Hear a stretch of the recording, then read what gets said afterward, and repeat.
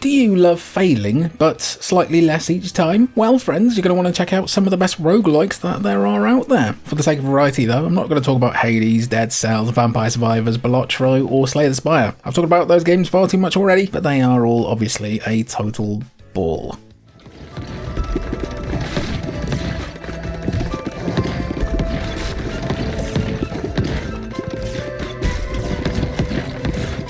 Do you remember the game Breakout? It's had more names over the years than you've probably had hot dinners, but the core gameplay remains pretty much the same throughout. You've got a battle at the bottom of the screen, and you need to bounce a ball to eliminate all the blocks above. Ball Pit is that, only laced with the most addictive roguelike game mechanics possible, making this a new potential obsession for you. Ball Pit sees players descending into a hall with various biomes, and must defeat various waves of enemies that just happen to be coming at you shaped like blocks. Defeated enemies drop XP used to buy weapons for your run, which can be fused or even evolved together to create massively stronger builds. In between runs, players return to their home base where you can build new facilities to farm resources and unlock permanent upgrades along with new characters, making you stronger after every level. It's a simple loop, but it is a pretty successful blueprint. Next game is Blueprint.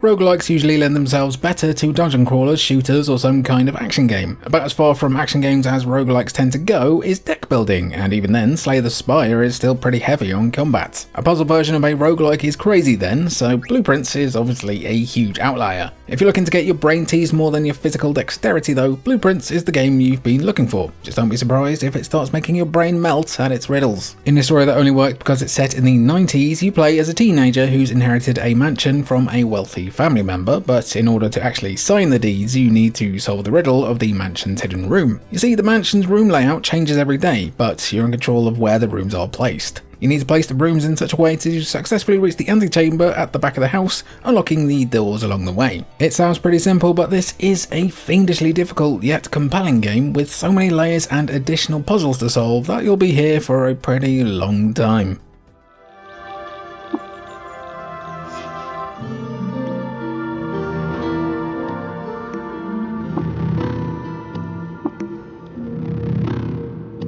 Caves of Qud is an open-world RPG roguelike that's quite unlike most of the games featured today. If you have played Dwarf Fortress before, you've got some idea of what to expect here, but we've mentioned Dwarf Fortress a fair bit on both channels, so you know what they say, maybe just a little bit of Qud. Now, it is a bit of a strange game to get to grips with, but there's few else like it. Caves of Qud's key selling point is how heavy the simulation of the game's world and inhabitants are. Players can create characters with many different mutations and backgrounds that give you so much to play with, while each run sees the game's world, factions, and even backstories all randomly generated through a set of key variables. No two worlds are ever quite the same, but if you'd rather stay in one world and play the game like a traditional RPG, there's modes for that too. Qud is good. That's pretty much all we need to say about that one. Moving on.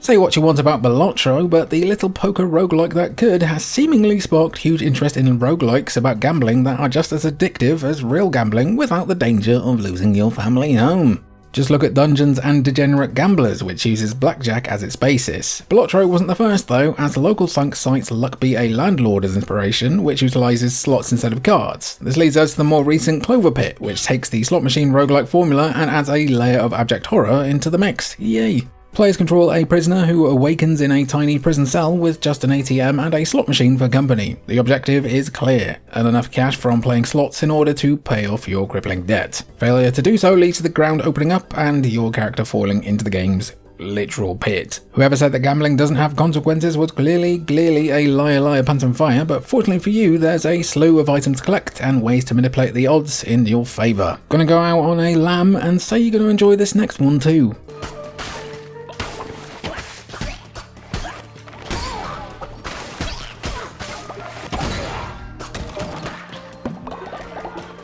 Gaming has long had a love affair with the cute and cozy, with games like Stardew Valley, Animal Crossing, and others letting players live out their cottagecore fantasies. If you were to show people the home-based gameplay in Cult of the Lamb, you'd be forgiven for thinking that this was just another cute and cheerful game, until you see one of the cult's followers get ritually slaughtered to appease some malevolent eldritch guild. If you like games that take something pure and wholesome and just distort them, but in a fun way, this is the roguelike for you. Cult of the Lamb opens with you, the eponymous lamb, dying, which is the type of thing that can really put a crimp in your day.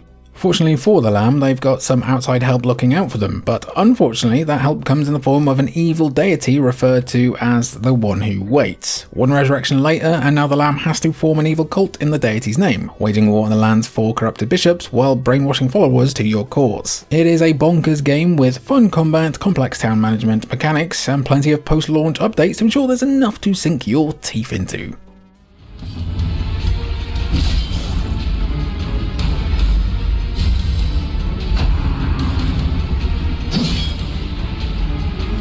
Some games like to sprinkle their references and influences within their work subtly, making the player work for the Easter eggs and whatnot. Darkest Dungeon makes no bones about its Lovecraftian influences though, with the adventurers in this game being one Cthulhu encounter away from being considered official Lovecraft canon. To be fair though, if you're going to call your game Darkest Dungeon, cosmic horror seems like the only natural fit, as where else are you going to get a setting where misery, madness and despair are practically all-consuming? Darkest Dungeon has players inheriting their ancestors' estate, only to find the plonker was meddling with matters beyond mortal ken. Evil and corruption are now spreading throughout the land, and it's up to our band of intrepid adventurers to delve into randomly generated dungeons to find the answers and hopefully stop the threat from another dimension. Players recruit heroes, level them up, and try to stop them from stressing out too much and having a heart attack. With permadeath always on, this is the one roguelike where looking after your mental health is encouraged. Plus, if you like Darkest Dungeon 1, be sure to check out the sequel as well. You'll never guess what they called it. Well, maybe.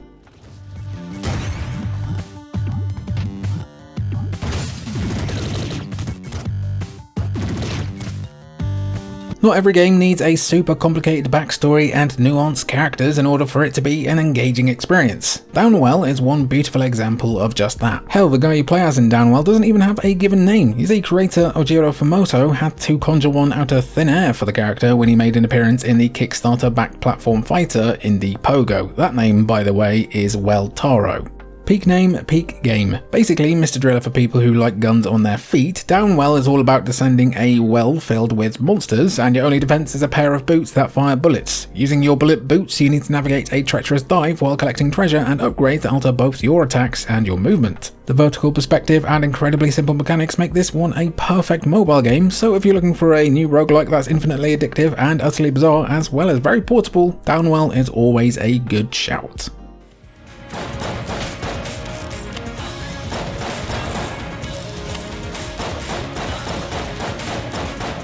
Developers Dodgerall were clearly very proud of themselves when they came up with the name Enter the Gungeon. It's like a dungeon, but with guns. Every aspect of the game's world is bullet themed, from the lifts that look like revolver chambers, the enemies who actually resemble bullets, and if the puns weren't coming at you thick and fast enough already, the enemies are referred to as the gun dead. It sounds silly, and it very much is, but there's so much charm to this roguelike world that you'll be willing to forgive how nail-bitingly hard it can be sometimes, honestly. Players pick one of several characters, lovingly referred to as the Gungeoneers, who must, get this, enter that Gungeon. Who saw that coming? Let me know down below. Each character has their own guns, strengths and weaknesses, but there's also a massive amount of loot to be found exploring the different floors of the Gungeon. That Gungeon does change with every run, and you lose all the items if you die, and even though the game is quite difficult, it never feels too unfair. If you're willing to settle into this game's rhythms, this is a roguelike for the ages.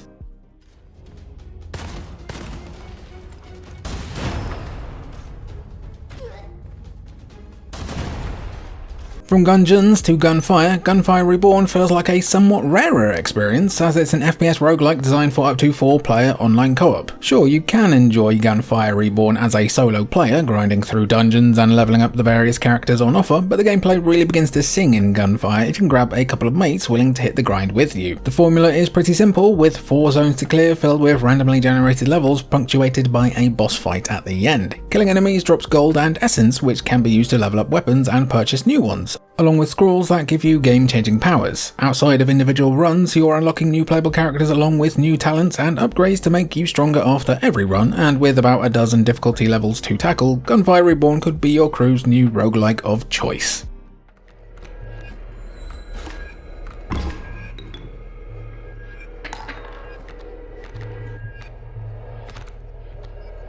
Anyone who grew up watching Yu-Gi-Oh! As a kid knows for a fact that card games can have some pretty dire consequences. One wrong move and it's off to the Shadow Realm with you. Developed by Daniel Mullins, Inscryption captures that feeling of playing a card game with life and death hanging in the balance, only instead of spending eternity hanging out in the purple dimension with Yugi's granddad, your fate for losing is being turned into one of the cards used in the game. But that's barely scratching the surface of Inscryption's weirdness. A deck building game, Inscryption sees players trapped in a cabin forced to play this evil card game with an entity known as Leshy. You move across a map, taking on battles and encounters along the way, with battles seeing the player placing cards on a grid against their opponents. In between runs, you'll return to the cabin, where you can solve puzzles and unlock new tools to help you on your next run. Anyone who's played Inscryption before will know that there's a lot more to this one, but you're better off going in as blind as possible.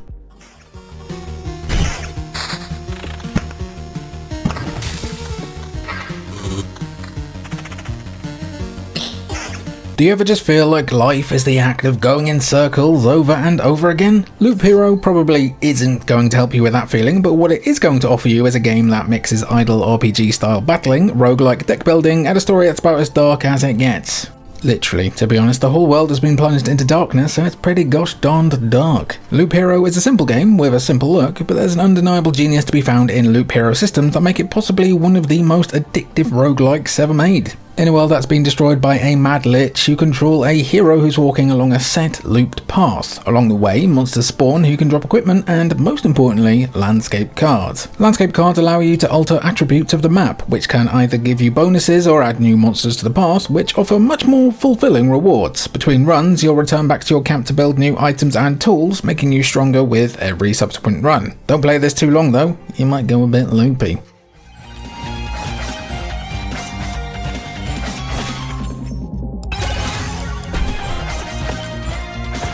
Some people might have only heard of Mega Bonk because of the situation involving the Game Awards, with the game's elusive developer taking themselves out of the contention for the Best Debut Indie Game Award because they've actually developed as a solo indie dev before. Honestly, kind of a Chad move, though why should we have expected anything less considering the game's Steam trailer opened with a shirtless dude flexing in front of the camera while enemies are getting mullered in the background. A game for Chads. By Chads. Following the Vampire Survivor's approach to roguelikes, Mega Bonk sees players surviving against massive hordes of enemies, unlocking randomized rewards with every level up. What makes Mega Bonk special is, well, a lot of things. It's 3D, which makes the hordes feel extra overwhelming, but throw in a bunch of physics objects that both you and the horde can mess with, and Mega Bonk is chaos personified. There is a wee bit of jank to this one, but consider this, the game's called Mega Bonk. Anything less than unrefined havoc would have been a bit disappointing.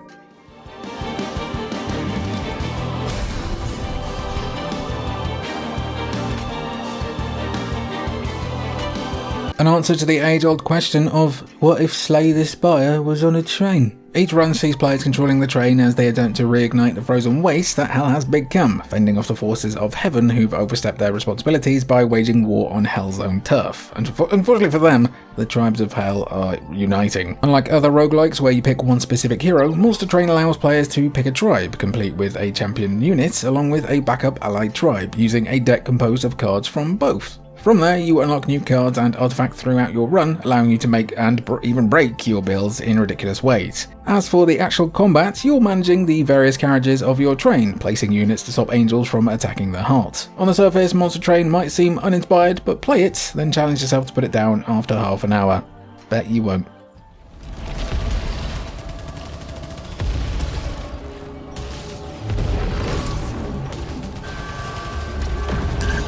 One thing about roguelites compared to other genres is that they don't often get best-in-class graphics that make them statement pieces of consoles like the PS5. Don't get me wrong, the vibrancy and art style of Hades is beautiful, but sometimes you want to see a roguelike with some mind-blowing graphics. Clearly, Housemarque felt the same, creating their seminal third-person bullet hell shooter/roguelike hybrid Returnal to become one of the best games on PS5. Generally. Housemarque had bullet hell roots anyway, but the added roguelike and narrative elements really helped Returnal come into its own. Returnal follows Celine, an astronaut who's crash-landed on the planet Atropos, only to find herself confronted by hostile creatures, a time loop that forces her to return to the crash upon every death, and the planet itself changing its layout after each loop. If that doesn't sound intimidating enough for poor Celine, the aliens fire projectiles at Celine like they're playing Gradius, and she's receiving some really trippy visions that give Returnal a bit of a psychological horror skew. Not for the faint of heart, but a game that'll reward those dying for a challenge.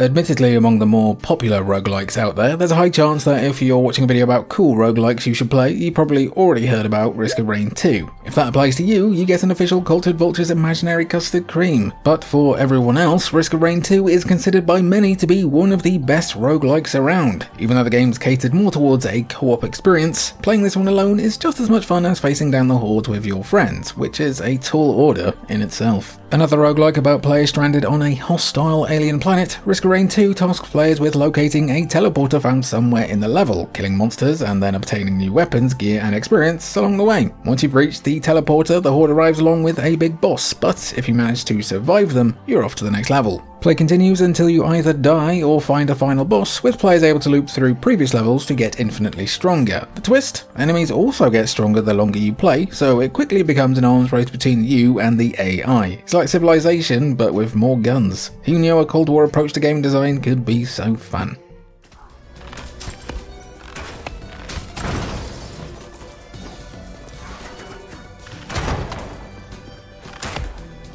From name alone, Rogue Legacy sounds like some kind of remake of the original Rogue, the PC game that inspired the name of the entire genre, but as far as we can tell, there's no real relation to either game. Instead, the legacy that Rogue Legacy is more concerned about is one of family, as it has arguably one of the most novel yet common sense approaches to the roguelike gameplay loop of run, die, repeat.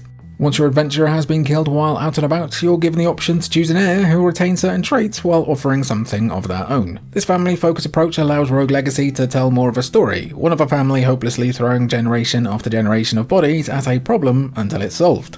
As for the game itself, Rogue Legacy blends platforming and Metroidvania-like elements to create levels that encourage players to explore fully. Rogue Legacy 2 is a bit of a kitchen sink sequel with more items, weapons, character classes, and traits for your heirs to be blessed/burdened with. Challenging yet approachable for all, Rogue Legacy 2 is an excellent starting roguelike.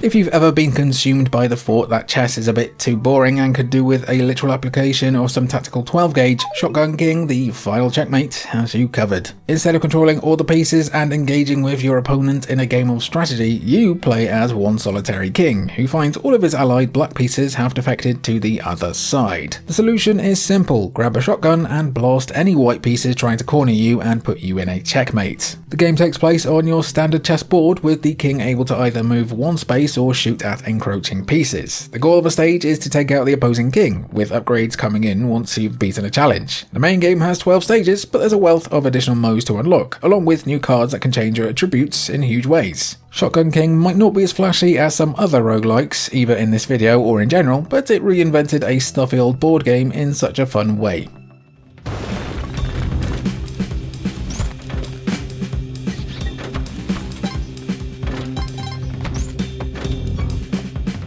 Alongside Risk of Rain 2, the Spelunky games are also among the more recognisable roguelikes out there, but that doesn't mean everyone out there has played them. If we can get more people to accept the light of Spelunky in their life, we're going to do it. A roguelike for people who think the idea of exploring caves is cool, but maybe has seen too many videos about people getting stuck underground. Why do they do it? Spelunky has players delving deep into caves and caverns in the hopes of treasure, dodging monsters and demons along the way.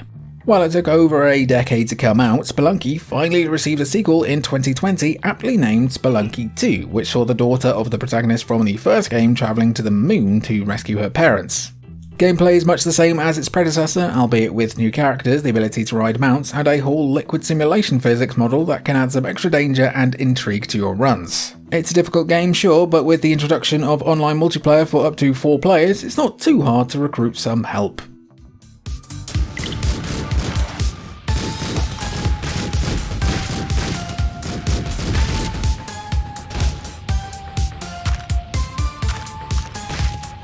Streets of Rogue feels like a bit of a misleading name, in all honesty. It feels like a pun on Streets of Rage, making you potentially think that this is a roguelike beat-em-up. Streets of Rogue is not that, but if that is what you're looking for, check out Absalom. That's pretty good. Instead, Streets of Rogue is like the top-down era of GTA mixed with games like Deus Ex and Dwarf Fortress, creating an experience that's basically unmitigated carnage. If you want one of the most manic games out there that truly encourages player freedom in all forms, Streets of Rogue should pique your interest. Players are dropped into a procedurally generated city and are given the goal of overthrowing the corrupt mayor by any means necessary. That can include the boring method of playing as a soldier and blowing up this entire city in the pursuit of your goal, or becoming a vampire and recruiting an undead horde to do your bidding for you. It is a mess of systems and ideas, and that's the charm. Upon each death, you get the option to buy new gadgets and abilities to make the next run more ridiculous, making Streets of Rogue a beautiful banquet of bedlam.